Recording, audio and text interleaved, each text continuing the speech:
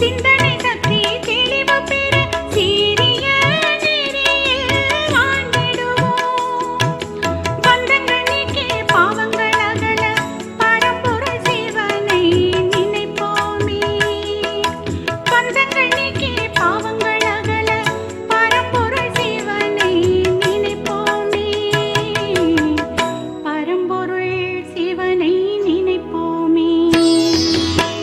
தாமரை மலர் போல் வாழ்ந்திடுவோம். மாமாவின் மொழியில் மூழ்கிடுவோம். சிவசக்திகளை அவர் சேவை செய்வோம். தாங்களாகவே வாழ்ந்திடுவோம். தாமரை மலர் போல் வாழ்ந்திடுவோம். மாமாவின் மொழியில் மூழ்கிடுவோம்.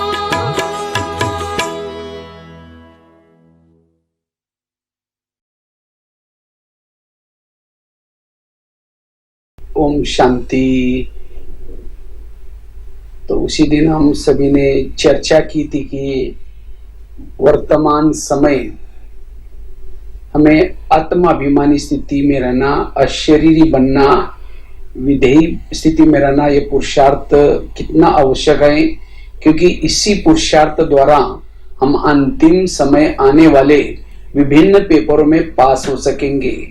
ஓம் சாந்தி. அன்னைக்கு நாம் இதில் டிஸ்கஸ் பண்ணோம் இல்லையா, ஆத்மன் அபிமானி நிலை எப்படி அடைவது இல்லையா, தேகத்திலேருந்து விடுபட்டிருக்கக்கூடிய நிலை, விதை வடிவமான நிலை. இதன் மூலமாக தான் நம்ம கடைசியில் வரக்கூடிய எல்லா விதமான பேப்பர்லேயும் பாஸ் ஆக முடியும். क्योंकि आत्माभिमानी स्थिति में रहने से ही हमारे अंदर देवताओं के संस्कार आएंगे, देवताओं की संस्कृति आएगी। तो विशेष इस पुरुषार्थ को हमें मेहनत करके करना है। इसी से हम आने वाली प्राकृतिक समस्या, लोगों के तरफ की आने वाली समस्या, विकारों की तरफ से आने वाली समस्या, या फिर हमारे स्वयं की कर्मेंद्रिय के तरफ से आने वाली समस्याओं में हम पास हो सकेंगे। ஆத்ம அபிமானி நிலை அடைவதன் மூலமாக தான் நமக்குள்ள அந்த தெய்வீக பழக்க வழக்கங்கள் வரும் இல்லையா, தெய்வீக அந்த சன்ஸ்காரம், சன்ஸ்கிருதி வரும். அது இல்லாமல் ஆத்ம அபிமானி நிலையில் இருப்பது மூலமாக தான் இயற்கையின் மூலமாக வரக்கூடிய பேப்பர், மற்றவர்கள் மூலியமாக வரக்கூடிய பேப்பர், மாயை மூலியமாக வரக்கூடிய பேப்பர் இல்லை, இதை மாதிரி எல்லா விதமான பேப்பர்ல இருந்தும் பாஸ் ஆக முடியும். சுயம் நம்மளுடைய சன்ஸ்காரத்தினுடைய பேப்பர், இந்த மாதிரி 4 விதமான பேப்பர்லேருந்து நாம் அப்போ தான் பாஸ் ஆக முடியும். जैसे जब रावण के सामने, जब सीता के सामने जब रावण आता है तो सीता एक माचिस की तिली जला करके रख देती है, तो रावण उसको टच भी नहीं करता। इसी तरह इस रावण की दुनिया में, विकार के दुनिया में रहते हुए भी इससे बचने का आधार है आत्मिक तिली सदा जलती रहे। எப்படி ராவணன் இப்போலாம் இலங்கையில் இருக்கும்போது சீதா கட்டா வரும்போது பார்த்தீங்கன்னா அந்த இதை ஒன்று வச்சு கையில் வச்சுருப்பாங்க, நெருப்பு எரிய வச்சு, சின்ன அது ஒளி தான் அது இருக்கும்போது ஒரு ஆள் கிட்ட நெருங்க முடியாது. அதே மாதிரி கலியுகத்தில் கடைசியில் இந்த மாயான உலகத்தில், விகாரமான உலகத்தில் நம்ம பாதுகாக்கணும் அப்படின்னா ஆத்ம அபிமானி அப்படின்ற அந்த லைட்டை நம்ம என்ன பண்ணணும், ஏற்றி வைக்க வேண்டும். तो आत्माभिमानी स्थिति की महिमा तो अपरंपार है, उसी दिन काफी चर्चा की थी उसका महत्व। लेकिन यह आत्माभिमानी हम कैसे बने, आज इसके ऊपर हम चर्चा करेंगे। ஆத்ம அபிமானி நிலை நம்ம ஆழமான விஷயம் இல்லையா, அதை பற்றி நாம் இன்னும் டீப்பாக பார்ப்போம், எப்படி அந்த ஆத்ம அபிமானி நிலையை நாம் அடைவது. तो आत्माभिमानी बनने के लिए सबसे पहली बात है पवित्रता की धारणा जरूरी है, क्योंकि पवित्रता के बिना आत्मा की अनुभूति करना असंभव है। ஆத்ம அபிமானி நிலையை அடைவதற்கு தூய்மை மிக மிக அவசியம். தூய்மை தான் ஃபவுண்டேஷன் இல்லையா. அப்போ அந்த ஆத்ம அபிமானி நிலையை அடைவதற்கு நம்ம அந்த தூய்மையை நல்விதமாக தாரணை செய்ய வேண்டும்.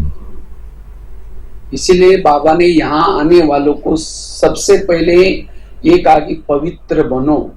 पवित्र बनेंगे तब योगी बनेंगे। पवित्रता और आत्माभिमानी का संबंध क्या है? இல்லையா? பாபா குழந்தை ஆன உடனே மதுபன் வரும்போது என்ன சொல்கிறாங்க? முதல்ல தூய்மை வேணும். பாபா நமக்கு என்ன வரம் கொடுக்குறாரு? யோகி ஆகுங்க, தூய்மையாவுங்கள், தூய்மையாக இருங்க, யோகியாக இருங்க அப்படின்னு கொடுக்குறாங்க இல்லையா? அதன் மூலியமாக தான் நம்ம வந்து அந்த நிலை அடைய முடியும். जैसे पहले जमाने में एक दीपक रहता था, दीपक के अंदर जब तेल रहता है तब उसकी फ्लेम जलती है। दिए के अंदर जब तेल है, केरोसिन है, तब फ्लेम जलती है। इसी तरह योगी मतलब एक दिया है। अगर योगी के योग में बैठे चारों तरफ बैकग्राउंड बनाएंगे तो एक दिया है, दीपक है, लेकिन इसके अंदर तेल है, पवित्रता। जितना हमारे पास पवित्रता है, कहने की जरूरत नहीं, मैं आत्मा हूं, ऑटोमेटिकली आत्मा की अनुभूति होगी। பாருங்க, ஒரு தீபம் எரிவதற்கு என்ன தேவை? எண்ணெய் தேவை. எண்ணெய் இல்லாமல் தீபம் எரிய முடியாது. அதேமாரி இந்த ஆத்ம தீபம் சதா பிரகாசித்து எரியணும் அப்படின்னா தூய்மையினுடைய அந்த எண்ணெய் நிரம்பி இருக்க வேண்டும். அதுதான் மிக மிக அவசியமானது. इसीलिए अगर आत्मा की अनुभूति करनी है, अशरीरी विधेय स्थिति की अनुभूति निरंतर नेचुरल करनी है, अपनी पवित्रता की संभाल करनी जरूरी है। அந்த ஆத்மாபிமானி நிலையை அடைவதற்காக, உடலிருந்து விடுபட்ட அந்த நிலையை அடைவதற்காக, விதை வடிவமான நிலையை அடையணும் அப்படின்னா நமக்குள்ள அந்த தூய்மையானது மிக மிக அவசியமாகும். தூய்மையானது முழுமை பாபா சொல்ற அளவுக்கு அந்த முழுமையான தூய்மையை நம்ம வந்து ஃபாலோ செய்ய வேண்டும். इसलिए माया ने पवित्रता को भंग करने के लिए आजकल कई प्रकार के विभिन्न साधन बनाए हैं। इसलिए इन साधनों, भले साधनों का यूज करना है, लेकिन हमें उन साधनों के आकर्षण से बचना है, क्योंकि हमारे अंदर के विकार कोई खत्म नहीं हुए। विकार तो अंदर है, लेकिन अगर उन विकारों को थोड़ा से भी कुछ वायुमंडल साधनों के द्वारा मिल जाता है तो दोबारा वो विकार जागृत होंगे, पवित्रता खंडन होगी। अगर पवित्रता ही नहीं तो आत्मा का दीपक नहीं चलेगा। பாருங்க, அப்போ பாபா சொல்லக்கூடிய அந்த ஆத்ம அபிமானி நிலையை நம்ம அடையணும் அப்படின்னா தூய்மை மிக மிக அவசியம். அந்த தூய்மையானது இன்னைக்கு பார்த்தீங்கன்னா பலவிதமான சாதனங்கள் வந்துச்சு. அந்த பலவிதமான சாதனங்களை யதார்த்தமாக பயன்படுத்தினோம்னா தப்பிச்சோம். அப்படி இல்லை அப்படின்னா அந்த சாதனங்கள் நம்முடைய தூய்மையை கண்டனம் செய்வதற்கு பல வழிகள் உருவாக்குறது. ஆகவே நாம் என்ன பண்ணோம்? அந்த மாதிரி சாதனங்களை யூஸ் பண்ணால் கூட அதனுடைய பாதிப்பில் இருந்து நாம் விடுபட்டு இருக்க வேண்டும், நம்ம தான் காப்பாற்ற வேண்டும். और केवल पवित्र रहने से भी सोल कॉन्शियस नहीं बनेंगे, उसके साथ साथ उस पवित्रता की ऊर्जा को हमें आत्मा तक पहुंचाना जरूरी है। जैसे दीपक के अंदर तेल है, केरोसिन है, लेकिन बीच में बाती नहीं है तो भी फ्लेम नहीं जलेगी। इसी तरह केवल पवित्र रहने से नहीं चलेगा। तो बाती का काम होता है तेल को फ्लेम तक पहुंचाना, वो फ्लेम का भोजन है केरोसिन। इसी तरह शरीर के अंदर जो पवित्रता की ऊर्जा है, उस ऊर्जा को आत्मा तक पहुंचाने के लिए मन और बुद्धि को, स्मृति है बाती, मन बुद्धि को जितना परमात्मा में ऊपर लगाएंगे, परम धाम में लगाएंगे, उतना शरीर की पवित्रता की ऊर्जा ऊपर जाएगी और उससे आत्मा का दीपक निरंतर जलता रहेगा। इसीलिए बाबा कहते हैं बच्चे ध्यान मेरे में लगाओ ऊपर। अगर ध्यान किसी व्यक्ति में, ऊर्जा ऊपर नीचे चलेगी, देहाभिमान आएगा। பாருங்க இல்லையா?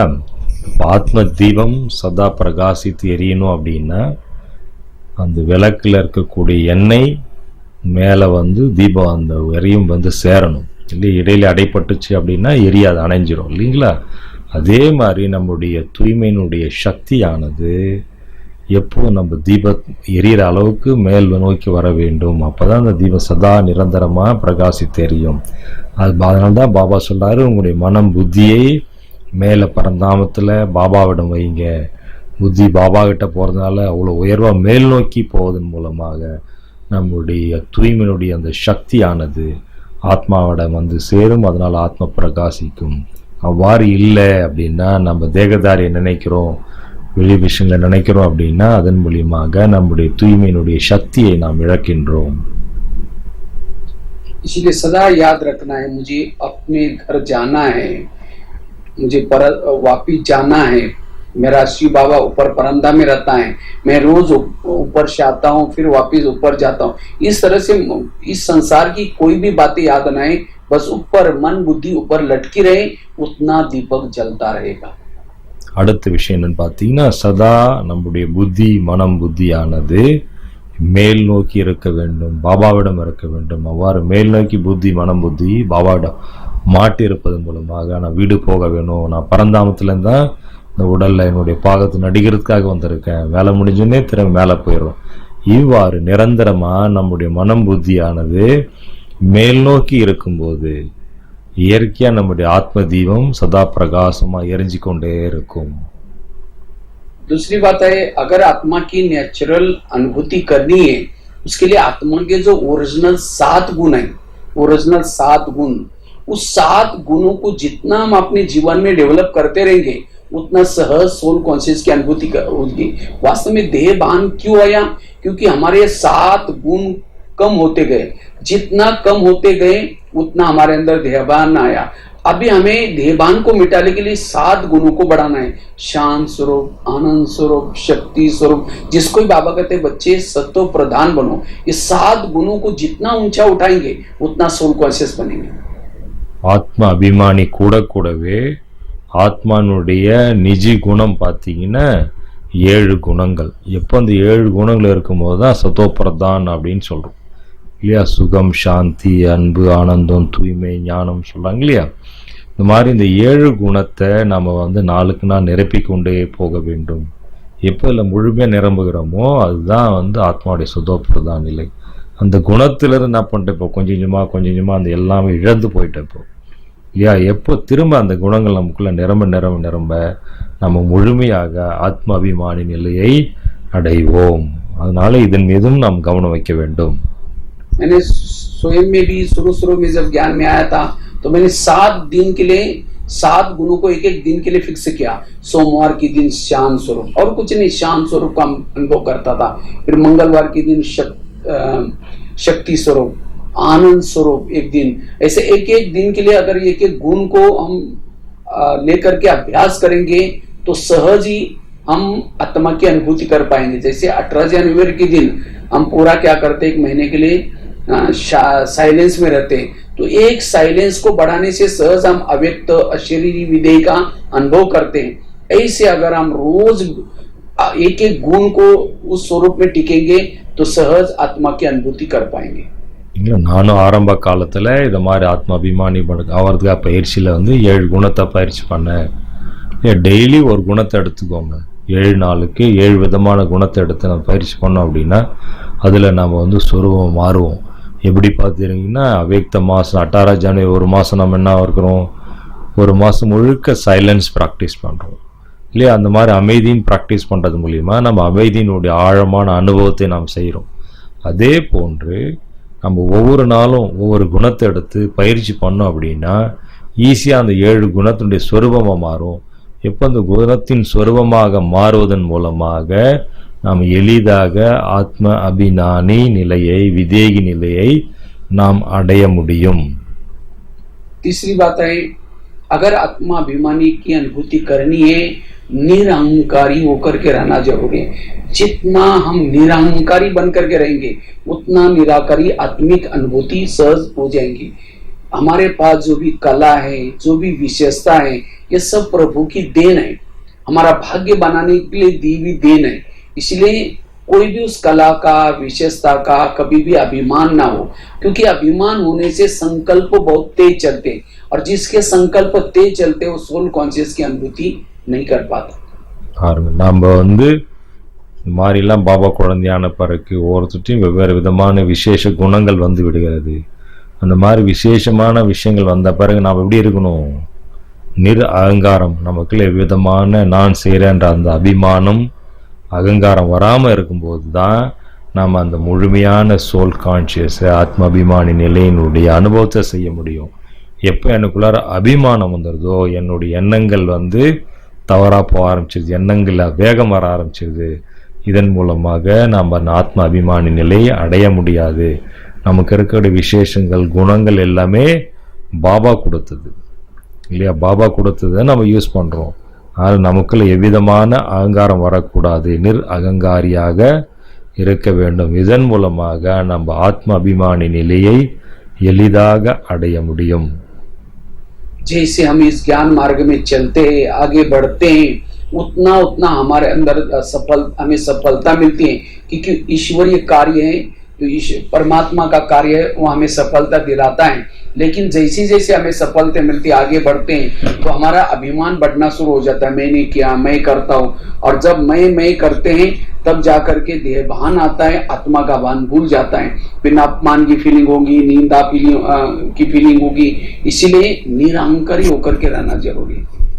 பாபா குழந்தை ஆக ஆக அப்படியே பாபா சொல்ல விஷயங்கள் படி நடக்க நடக்க நமக்குள்ள நிறைய விசேஷ குணங்கள், தேவி குணங்கள், பெரிய பெரிய சேவை செய்யக்கான வாய்ப்புகள் கிடைக்கலாம். ஆனால் இவ்வாறு செய்த பிறகும் நமக்குள்ள அகங்காரம் வரக்கூடாது.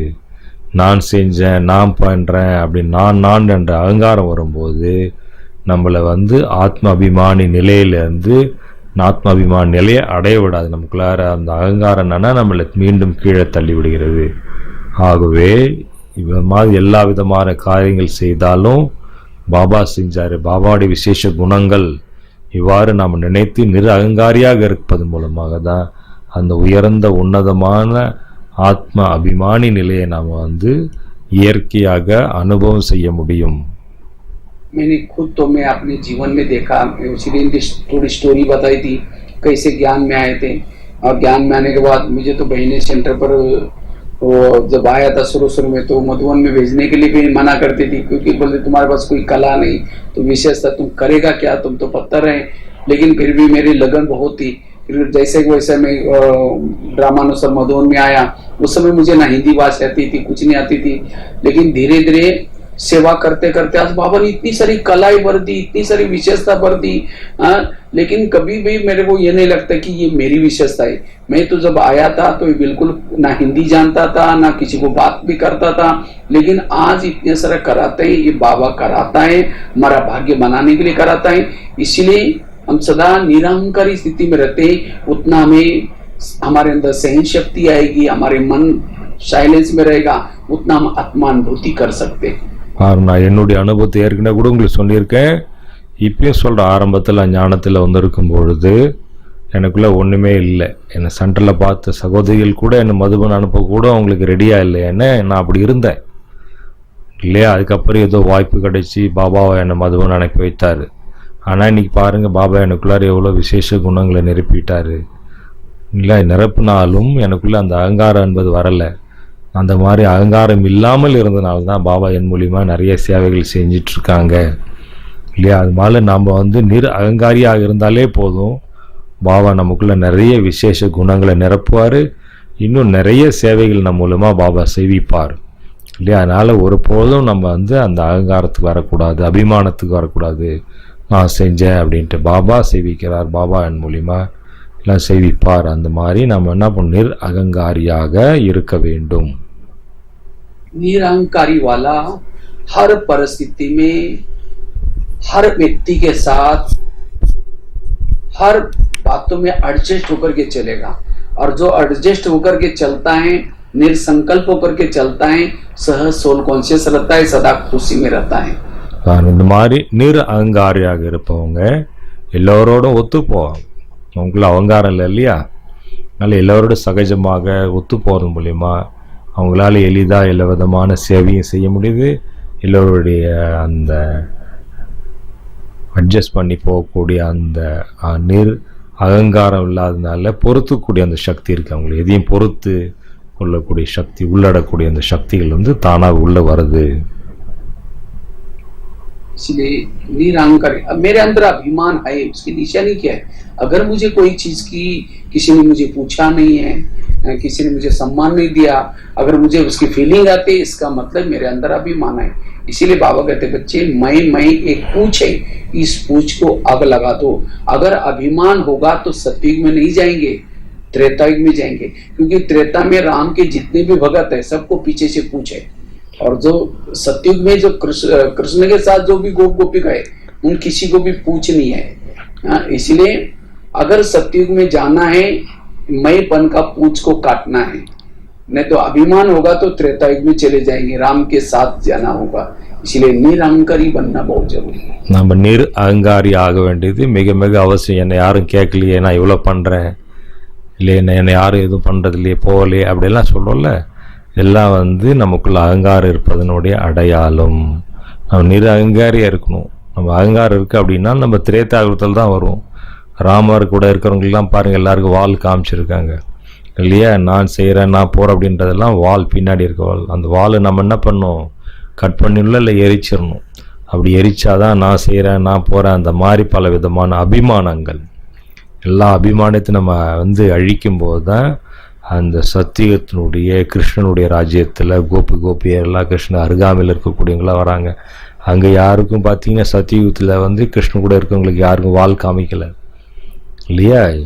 அதுதான் இதுக்கும் அதுக்கும் வித்தியாசம். அப்போ நம்ம சத்தியுகத்தில் உயர்நிலை அடையணும் அப்படின்னா நமக்குள்ள அகங்காரத்தை முழுமையாக அழித்து விட வேண்டும். पांचवी बात है, पहली बात बताई, अगर हमें आत्मा की अनुभूति करनी है पवित्रता की धारणा चाहिए। दूसरी बात बताई, अगर आत्मा अभिमानी बनना है उसके लिए 7 स्वरूपों का अभ्यास। तीसरी बात बताई, अगर हमें आत्मा अभिमानी बनना है निरहंकारी बनना है। चौथी बात है, अगर हमें आत्मा अभिमानी बनना है तो इसके लिए सोमानों के अभ्यास करने की जरूरत है। முதல் விஷயம் என்ன சொன்ன? தூய்மை இருந்தாதான் ஆத்மாபிமானியாக முடியும் இல்லையா? ரெண்டாவது பார்த்தீங்கன்னா என்ன சொன்னாங்க? ஃபஸ்ட்டு பார்த்தீங்கன்னா தூய்மை இருந்தால் தான். ரெண்டாவது பார்த்தீங்கன்னா வந்து நமக்குள்ளார வந்து மூணாவது விஷயம் நீர் அகங்காரியாக இருக்கும். அகங்காரம் இருந்ததுன்னா நம்ம அந்த மாதிரி ஆக முடியாது. அதில் இந்த மாதிரி ஒவ்வொரு விஷயத்திலும் நம்ம கவனம் வைத்தோமானால் அப்பொழுதுதான் நம்ம அந்த ஆத்ம அபிமானி நிலையை அடைய முடியும். இன்னொரு விஷயம் பார்த்தீங்கன்னா அந்த 7 குணங்கள், எப்போ நமக்குள்ளார 7 குணங்கள் வருதோ அப்போதான் நம்ம ஆத்ம அபிமானி நிலையை வந்து அடைய முடியும். जितना सोमान में रहेंगे, सोमान में रहने से ही हमारी आंतरिक शक्तियां जागृत होती है। बाबा कहते बच्चे तुम मास्टर सर्वशक्तिमान हो, तुम कलप कलप की विजय आत्मा हो, तुम भक्तों के इष्ट हो। इस तरह से जितना सोमान को याद करेंगे उतना ही हमारे अंदर आत्मा की शक्तियां जागृत होती है। इसे सहज सोल कॉन्शियस बन सकते हैं। और सोमान में रहने से हमारे अंदर जो विकारों की बीमारी है, जैसे हर बीमारी की टैबलेट्स अलग अलग होती है। अगर किसी को सिर दर्द है तो सिर दर्द की दवाई खाएंगे, पेट दर्द है पेट दर्द की दवाई खाएंगे। इसी तरह सोमानु के जिस प्रकार का विकार है, हमारे अंदर काम विकार है उसके सोमान अलग है, क्रोध है उसके सोमान अलग है। तो जिस प्रकार के विकार है वही सोमान हम लेंगे तो सहज हम आत्मिक शक्ति को बढ़ा सकते हैं। பாருங்க, சுய மரியாதையில் அடுத்த விஷயம் பார்த்தீங்கன்னா நாம் சுய மரியாதையில் இருக்கிறது மூலமாக கூட எளிதாக நாம் ஆத்மாபிமானி நிலையை அடைய முடியும். பாபா நமக்கு நிறையா டைட்டில்ஸ் கொடுத்துருக்காங்க, நிறையா சுயமரியாதை கொடுத்துருக்காங்க. அந்த சுயமரியாதை நம்ம என்ன பண்ணுறோம்? ஆழமாக சிந்திச்சு அதனுடைய சொரூபமாக மாறணும். பார்த்தீங்கன்னா ஒவ்வொரு விகாரத்திற்கும் ஒரு சுகமான் இருக்குது. காம விகாரம் இருக்குது, குரோதம் கோபம் வருது, அதை நம்ம அப்படியே அழிக்கணும் அப்படின்னா அதுக்கு சுகமானுக்கு. இந்த மாதிரி எந்த சூழ்நிலைக்கு எந்த விகாரத்துக்கு எந்த விதமான நாம் வந்து சுயமரியாதையில் இருந்த முடியும்னா அதை நாம் ஈஸியாக அழிக்க முடியும். எப்படி டாக்டர் பார்த்தீங்கன்னா ஒவ்வொரு நோய்க்கும் ஒரு மருந்து கொடுக்குறாங்க இல்லையா?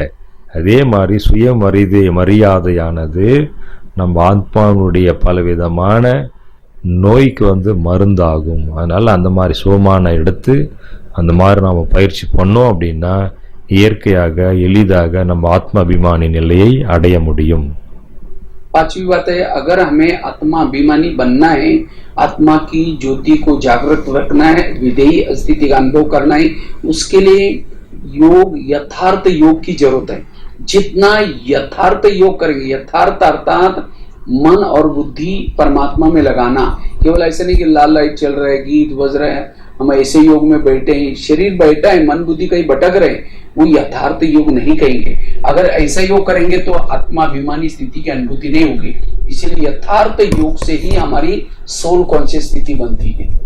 இல்லை, 5வது விஷயம் பாருங்க, சோல் கான்சியஸ் நிலை அடையணும், ஆத்மாபிமான நிலையை அடையணும்னு என்ன பண்ணும்? விதை வடிவமான அந்த நிலையை நம்ம அனுபவம் பண்ணணும். விதைகி நிலை அப்படின்னு சொல்றாங்க இல்லையா? உடலிருந்து முழுக்க விடுபட்ட அந்த விதை வடிவ நிலை, அதன் மூலிமா தான் நம்ம அந்த ஆத்மாபிமானி நிலையத்தை முழுக்க நாம் அனுபவம் செய்ய முடியும். அதற்கு நம்முடைய மனம் புத்தியானது இங்கே அலையக்கூடாது. முழுக்க முழுக்க ஒரே ஒரு பாயிண்டில் விதையில் வந்து நம்முடைய மனம் புத்தி குவிய வேண்டும். அதன் மூலமாக நாம் எளிதாக அந்த விதேகி நிலையை, உடலில் விடுபட்ட விதை வடிவான நிலையை நாம் அனுபவம் செய்ய முடியும். இதன் மூலியமா நம்ம ஆத்ம அபிமானி நிலையில நிலைக்க முடியும் நிரந்தரமாக. तो चेक करना है, हम योग में बैठते समय हमारा ध्यान में बैठने के बाद भी चेक करना है कि मेरा ध्यान का है, ध्यान अर्थात बुद्धि का है, मन का है, उसकी चेकिंग करो। और जितना मन बुद्धि वो परमात्मा के साथ एकाग्र होगी तब जाकर के वो आत्मा के अंदर ऊर्जा आएगी, ताकत आएगी। இல்லையா? அதனால நம்முடைய யோகத்தை தியானத்தில் இருந்தாலும் நம்ம கவனம் எங்கே இருக்குன்னு பார்க்கணும். ஆனால் தியானத்தில் தான் இருக்கும், ஆனால் தியானம் எங்கேயோ போயிருக்கும், புத்தி எங்கேயோ போயிட்டு இருக்கும் இல்லையா? அதனால மனம் புத்தி முழுக்க முழுக்க ஒரே ஒரு பரந்தாமத்தில் பரமாத்மாவிடம் ஒருமுகமாகும் பொழுது தான் அந்த விதை வடிவமான உடலில் விடுபட்ட அந்த விதேகி நிலை, ஆத்மாபிமானி நிலை நாம் அடைய முடியும். அதற்காக என்ன பண்ணோம்? மனம் புத்தி ஒருமுகப்படுத்துவதற்கான அந்த பயிற்சியை ரொம்ப வேண்டும். விதை வடிவான நிலை அனுபவத்துக்கு முழுக்க முழுக்க மனம் ஒரு இடத்துல லயிக்க வேண்டும் பாபாவிடம். और खास तो अमृत वेला का योग बहुत इम्पोर्टेंट है। अमृत वेला आंखें खोल करके बैठना, केवल ये स्थूल आंखें की बात नहीं, लेकिन बुद्धि रूपी आंख भी खोल करके बैठना और साथ में बुद्धि को परमात्मा में लगाना। तो अमृत वेला का योग, फिर क्लास के पहले आधा घंटा योग। भले आप लोग अभी ऑनलाइन में भी अगर मुरली सुनते हैं तो ऑनलाइन में भी पहले जा करके आधा घंटा योग करना, उसके बाद मुरली सुनना, क्योंकि मुरली समझ में तब आती है जब क्लास के पहले योग करते हैं। हम सीधा ऐसी मुरली सुनेंगे तो मुरली की गहराई समझ में नहीं आएंगी। ये तीन चीजें आत्मा को चार्जिंग करने के लिए बहुत जरूरी है। सवेरे सवेरे अमृतवेला का योग यथार्थ, क्लास के पहले आधा घंटा योग और साथ में मुरली, ये तीन चीजें करने से हम सहज आत्माभिमानी बन सकते हैं। ஆத்மாபிமானி நிலையை நம்ம எளிதாக அடையணும் அப்படின்னா முதல் ஃபவுண்டேஷன் எது? அமிர்த வேலை யோகா. அமிர்த வேலையில் இந்த கண்கள் திறந்திருக்கிறது கூடவே நம்முடைய புத்தியினுடைய கண்ணும் திறந்திருக்கணும். சமயத்தில் இந்த கண்ணே மூடி போகுது இல்லைங்களா? அவ்வாறு இல்லாமல் இந்த கண் திறந்திருந்தாலும் புத்தி எங்கே போகுதுன்னு பார்க்கணும். பாபா சொன்ன மாதிரி நம்ம புத்தியை பரந்தாமத்தில் பாபா அருகில் ஆழமாக வச்சு ப்ராக்டிஸ் பண்ணணும். அது கூடவே மார்னிங் நீங்கள் இப்போ ஆன்லைனில் கிளாஸ் கேட்டுக்கிட்டு இருந்தால் கூட நம்ம முரளி கேட்பதற்கு முன்பே அரை மணி நேரம் பாபாவோட நினைவில் இருக்க வேண்டியது மிக மிக அவசியம். அவ்வாறு இருந்து முரளி கேட்பது மூலிமா தான் பாபா சொல்லக்கூடிய அந்த முரளியினுடைய பாயிண்ட்ஸ் நம்ம மனத்தில் ஆழமாக பதியும். அதனால் அமிர்த வேலை யோகா, அமிர்த வேலை முடிஞ்ச பிறகு கிளாஸ்க்கு முன்னாடி அரை மணி நேரம் யோகா, அப்புறம் பாபா சொல்லக்கூடிய அந்த முரளியை ஆழமாக கவனமாக கேட்க வேண்டும். இந்த மூன்று வேலையை நம்ம சரியாக செய்தோம் அப்படின்னா ஆத்மம் அபிமானியாக இருப்பது, ஆத்ம அபிமானி நிலையை அடைவது என்பது ரொம்ப ஈஸியாக இருக்கும். हमें कैसा भी टाइम निकाल करके रोज की दिनचर्या में करीबन 2, 2.5, 3 घंटा बैठक जरूर करना है। अभी तो लॉकडाउन में तो आप लोगों को टाइम तो मिलता है, लेकिन बाद में भी हमें कैसे भी करके अपनी दिनचर्या में टाइम निकाल करके 2.5-3 घंटा योग जरूर करना है। क्योंकि जिसका बैठक योग 2.5 घंटा तक 3 घंटा तक होगा उसका कर्मों में ऑटोमेटिकली योग लगता है। क्योंकि बैठक योग में जो परमात्मा के साथ मिलन का आनंद लिया है, उस आनंद के कारण सारा दिन आंखें खुली है, सब कुछ देखते हुए भी वो परमात्मा अपनी तरफ आकर्षित करेगा, खींचेगा। हमारा ध्यान इस संसार से हट जाएगा, अर्थात कर्म योगी बन सकेंगे। फिर वो कर्मों की बातें दोबारा जब योग में बैठेंगे वो दिखाई सुनाई नहीं पड़ेगी। इस समय हमारा बैठक योग भी अच्छा होगा। इसलिए बैठक योग हमें रोज टाइम निकाल करके करना ही है, तब सोल कॉन्शियस की अनुभूति चलते फिरते कर सकेंगे। நாம் பாபாவுடைய குழந்தைகள் தினமும் 2 மணி நேரம் இல்லை 2.5 மணி நேரம் கண்டிப்பாக கீழே அமர்ந்து பாபாவை நினைவு செய்வது மிக மிக மிக அவசியமாகும். அவ்வாறு நம்ம பாபா கீழே அமர்ந்து இல்லையா ஒருநிலைப்படுத்தி, இப்போ பாருங்கள் லாக்டவுன் நிறைய டைம் கிடைச்சிருக்கு, செய்யணும். அப்படி இல்லைனாலும் செய்ய ஆரம்பிச்சிருங்க. லாக்டவுன் முடிந்த பிறகு கூட நம்ம கண்டிப்பாக ஏதாவது நம்ம வழிமுறை பண்ணி 2.5 மணி நேரம் அட்லீஸ்ட் நம்ம கீழே அமர்ந்து பாபாவை நினைவு செய்யணும். இவ்வாறு அமர்ந்து நினைவு பண்ணுவதன் பயிற்சியின் மூலமாக பாபாவிடமிருந்து அந்த அதீந்திரிய சுகத்தினுடைய அனுபவம் நமக்கு கிடைக்குது. ஒரு வாட்டி அந்த அனுபவத்தினுடைய சுகம் நமக்கு கிடைச்சிச்சு அப்படின்னா நம்ம ஆட்டோமேட்டிக்காக இயற்கையாகவே கர்ம யோகியாக மாறும். நம்ம கர்மங்கள் செய்து கொண்டே இருந்தாலும் பாபாவுடைய நினைவு இருக்கும். திரும்ப திரும்ப அந்த அனுபவம் ஆனது நம்மளை வந்து யோகத்தில் நம்மளை வந்து இழுக்கும். பாபா அமர்ந்து யோகா பண்ணணும் என்ற அந்த அனுபவம் இல்லைங்களா. அதனால இவ்வாறான பயிற்சி செய்து குறைந்தபட்சம் 2.5 மணி நேரம் கீழே அமர்ந்து பாபா நினைவு செய்வதற்கு நம்ம வந்து பயிற்சி செய்ய வேண்டும். அதன் மூலியமாக தான் அந்த அதீந்திரிய சுகத்தை பாபா கிட்ட இருந்து அந்த பரமானந்தத்தை நம்ம அனுபவம் செய்ய முடியும். அந்த அனுபவம் நமக்கு வந்து பின்னாடி பல விஷயங்களில் வந்து உதவியாக இருக்கும். நம்மளை மீண்டும் மீண்டும் பாபா நினைவு செய்வதற்கு தூண்டும். நம்ம இயற்கையாக கர்மயோகியாகவும் இருக்க முடியும். यथार्थ योग क्या है, इसके बारे में तो बहुत गहरा विस्तार है, फिर कभी इसके बारे में और विशेष चर्चा करेंगे. लेकिन कहने का मतलब योग यथार्थ चाहिए, तब जाकर के हम आत्माभिमानी बन सकते हैं. ये 5वीं बात थी. 6ठी बात है, अगर हमें सोल कॉन्शियस का अनुभव करना है, हमारे संकल्प को धैर्यवत, एकाग्रचित, शांत रखना जरूरी है और पॉजिटिव सोचना है. कुछ भी परिस्थिति आए, किसी ने कुछ भी बोला, अपने संकल्प की स्पीड को नहीं बढ़ाना. जितने संकल्प कम चलते हैं, पॉजिटिव चलते हैं, उतनी हमारी ऊर्जा बचती है. उसी ऊर्जा का नाम है आत्मा. அதனால நம்ம யோகா தபஸ்யா மூலமாக தான் நம்ம எளிதாக அந்த ஆத்மாபிமானி நிலை அடைய முடியும். 6வது விஷயம் பார்த்தீங்கன்னா, நம்முடைய எண்ணங்கள் மீது நாம் மிக மிக கவனம் வைக்க வேண்டும்.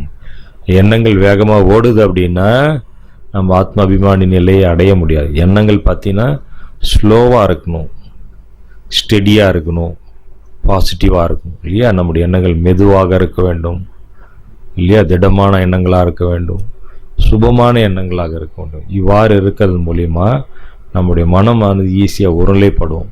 அதன் மூலிமா இயற்கையாக அந்த நம்ம ஆத்ம அபிமானி நிலையை வந்து அடைவது ஈஸியாகிவிடும். அதனால் நாம் நம்முடைய எண்ணங்களில் வந்து மிக மிக கவனம் வைக்க வேண்டும். அதுவும் சுப எண்ணங்களாக இருக்குதா, மெதுவாக இருக்கா, உயர்வான எண்ணங்களாக இருக்கா அப்படின்னு நம்ம பார்க்கணும். वर्तमान समय जो माया जो अटैक करे ब्राह्मणों के ऊपर, वो संकल्प कैसे इनके चले नेगेटिव, उसके ऊपर वही विघ्न लाती है. लेकिन हमें बाबा ने ड्रामा का ज्ञान दिया है, कर्मों का ज्ञान दिया है. जो हुआ अच्छा, ये सारा ज्ञान किस लिए दिया है? ताकि हमारा मन चुप रहे. ये सब कुछ ज्ञान होने के बाद हम कहते हैं ये क्यों करता है, इसने ऐसा क्यों किया, ऐसा कैसा होता है. अगर ये क्वेश्चंस आते हैं, इसका मतलब ज्ञान को समझा ही नहीं, ड्रामा को समझा ही, कर्म गति को समझा ही नहीं. इसीलिए हमें ये सब ज्ञान के आधार से अपने संकल्प को कम चलाना है. और जो संकल्प को कम चलाता है वो सहज सोल कॉन्शियस बन सकता है. பாருங்க, மாயை நம்மளை வந்து எங்கே அட்டாக் பண்ணுது. இப்போ பார்த்தீங்கன்னா இந்த நோய் பார்த்தீங்கன்னா எல்லாருலேயும் குரல் வலையை பிடிக்குது. அதேமாரி மாயை பாபாவுடைய குழந்தைகள் எங்கே பிடிக்குதுன்னு பார்த்தீங்கன்னா எண்ணங்களை, நம்ம உள்ளே ஓடிக்கிட்டு இருக்கக்கூடிய இந்த சுப எண்ணங்களை இல்லையா, நேர்மறையான எண்ணங்களை எதிர்மறையான அசுப எண்ணங்களாக மாற்றிடுது. நம்ம அக்கம் பக்கம் இருக்கிற சூழ்நிலையை பார்த்து இல்லையா, பாபா சொன்னக்கூடிய அந்த ஞானங்கள்லாம் மறந்து போய் நம்ம நெகட்டிவான எண்ணங்களை யோசிக்க ஆரம்பிச்சிடுறோம், தவறான எண்ணங்களை சிந்திக்க ஆரம்பிச்சிடுறோம். பாபா நமக்கு ட்ராமாவுடைய ஞானத்தை சொல்லியிருக்கிறாரு. எது நடக்குதோ ட்ராமா, எது நடக்க போதோ நன்றாக நடக்கும்னு சொல்லியிருக்காரு. இந்த மாதிரி பாபா சொன்னக்கூடிய அந்த பாயிண்ட்ஸ் எல்லாம் என்ன பண்ணிடுது, மாயை பலவிதமான கேள்வியில் மனசில் கொண்டாந்து நம்மளை மறக்க அடிச்சிடுது. அதனால் நம்ம பாபாவுடைய குழந்தைகள், பிராமண குழந்தைகள் எண்ணங்களுக்கு மீது ரொம்ப கவனம் வைக்க வேண்டும். பாபா சொல்லக்கூடிய அந்த ஞானத்துடைய ஆதாரத்தில் நம்முடைய எண்ணங்களை வந்து மனதில் வரக்கூடிய உருவாகக்கூடிய தேவையில்லாத எண்ணங்களை அமைதிப்படுத்த வேண்டும் இல்லையா. எல்லாரும் அவங்க பாகத்தை நடிக்கிறாங்க, எது முடிந்ததோ ட்ராமா, புள்ளி இல்லையா. பாபா சொல்லக்கூடிய இந்த ஞான கருத்துக்களை மனதில் வைத்து நம்ம மனதின் வேகத்தை குறைத்து மனதை நம்ம என்ன பண்ணோம், ஒருமுகப்படுத்தி பாபாவோட மனசை செலுத்தணும். சுபமான மனதை வந்து எண்ணங்களை உருவாக்க வேண்டும். लास्ट की बात सुना करके पूरा करता हूँ. 7वीं बात, अगर हमें आत्माभिमानी बनना है, बाबा ने पहले लेसन में सुना है, शरीर हमारी गाड़ी है, हम उस गाड़ी का ड्राइवर है. जैसे लौकिक में गाड़ी का ड्राइवर सारा दिन गाड़ी को घुमा फिरा करके रात को उसको गैरेज में लगाते हैं और गाड़ी के अंदर नहीं सोता, गाड़ी को लॉक करके कवर ढक करके गाड़ी को नमस्ते करते, सीढ़ी से ऊपर जाता है या लिफ्ट से जाता है, अपने परिवार में जाकर सोता है. और आजकल जो मकान बनाते हैं, खास बॉम्बे में, बड़े बड़े शहरों में, नीचे से पिलर उठाते हैं, गाड़ियां नीचे रखते हैं और रहने वाला रेसिडेंस ऊपर होता है. इसी तरह ये 3 लोग में सृष्टि ये पार्किंग प्लेस है, सभी बॉडी को, शरीर को रखने का स्थान है, गैरेज है, और ड्राइवरों का घर ऊपर है। तो हमें अपने शरीर रूपी गाड़ी को गैरेज में लगाना है, बेड पर रखना है, बेडशीट कंबल डाल करके गाड़ी को नमस्कार अमृत लगा करके नीचे आओ, तो सारा दिन ऑटोमेटिकली भान रहेगा कि मैं आत्मा रूपी ड्राइवर ऊपर चाहे, मैं आत्मा हूं। तो सहज आत्माभिमानी बन सकेंगे। अगर इस 7 बातों को साथ में रखेंगे, इसे सहज ही आत्माभिमानी का अनुभव कर सकेंगे। கடைசி விஷயம் இல்லையா, ஈஸியா ஆத்மாபிமானி நிலை எப்படி நம்ம அடையிறது? இந்த உடம்பு பார்த்தீங்கன்னா வண்டி, கார். முதல் பாடம் அதுதானே பாபா குழந்தை ஆனோனஸ் எடுக்கிறாங்க. நம்ம ஆத்மாரூபி டிரைவர், நம்ம டிரைவர் வந்து இந்த வண்டியை ஓட்டுறோம். இப்போ நைட் என்ன பண்ணுறீங்க, கார் எடுத்துன்னு போய் ஷெட்டில் விட்டுறாங்க இல்லையா. இன்றைக்கி வீடுங்களாக கூட அப்படி தான் பண்ணுறாங்க. கிரவுண்ட் பார்த்தீங்கன்னா கார் பார்க்கிங்காக, அவங்க தங்கிறது பார்த்தீங்கன்னா மேலே. அந்த மாதிரி இந்த சிருஷ்டி ஆகிய இந்த பூமி ஆகிய கார் பார்க்கிங்கில் காரை விடுறீங்க. இதை வந்து கம்பல் போட்டு எதை போட்டு மூடணுமா மூடிட்டு என்ன பண்ணுறீங்க, அதை தொட்டு கும்பிட்டு விட்டு எங்கே போகிறோம், நம்ம வீட்டுக்கு மேலே போகிறோம், சூட்ச மத்தனத்துக்கு போகிறீங்க, பறந்தாம் போகிறீங்க, அங்கே போய் தூங்குங்க இல்லையா. வண்டியை கேரேஜில் விட்டுருங்க. இந்த சிருஷ்டி ரூபி ஆகிய அந்த சிருஷ்டி, இந்த உலகமாகிய இந்த உலகத்தில் வண்டியை விட்டுட்டு நம்ம ஆத்மா நம்ம வீட்டுக்கு போயிட்டு அம்மா இல்லையா, பிரம்மா அம்மாவுக்கு முன்னாடி நமஸ்காரம் பண்ணிவிட்டு அங்கே போய் தூங்கணும். அந்த மாதிரி உறங்கணுமானா காலையில் அங்கேருந்து கீழே வருவோம். ஆட்டோமேட்டிக்காக ஆத்ம அபிமான நிலையில் நம்ம தானாகவே வந்துடுறோம். ஏன்னா மேலே வரும்போது கீழே வரும்போது ஆத்மா தானே இருக்குது. திரும்ப அந்த உடலுக்குள்ளே வரும், காரியங்கள் செய்கிறோம் இல்லையா. இவ்வாறான அந்த பயிற்சி நாம் வந்து டெய்லி செய்ய வேண்டும்.